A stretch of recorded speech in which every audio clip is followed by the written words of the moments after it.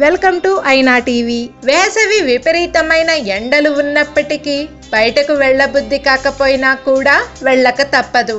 ఎండ దెబ్బకు ముఖం నల్లగా మారి కళావిహీనంగా మారిపోతుంది.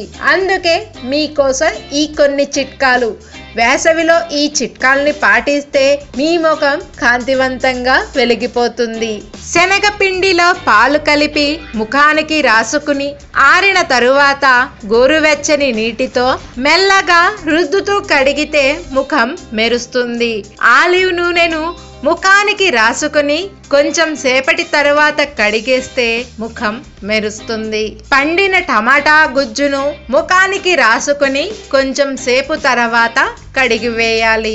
లేదా బంగాళదుంపను మెత్తని గుజ్జుగా చేసుకుని ముఖానికి పట్టించి 10 నిమిషాలు ఉంచి కడిగేస్తే సరిపోతుంది. కీరదోస రసాన్ని కూడా ముఖానికి పట్టించి 20 నిమిషాల పాటు ఉంచి కడిగిన ముఖం మెరిసిపోతుంది.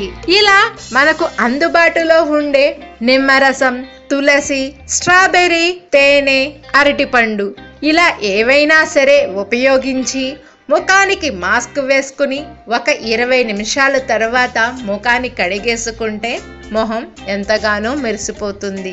తెలుసుకున్నారుగా, వేసవిలో మొహం మరింత మెరుపు సంతరించుకోవడానికి ఏం చేయాలో.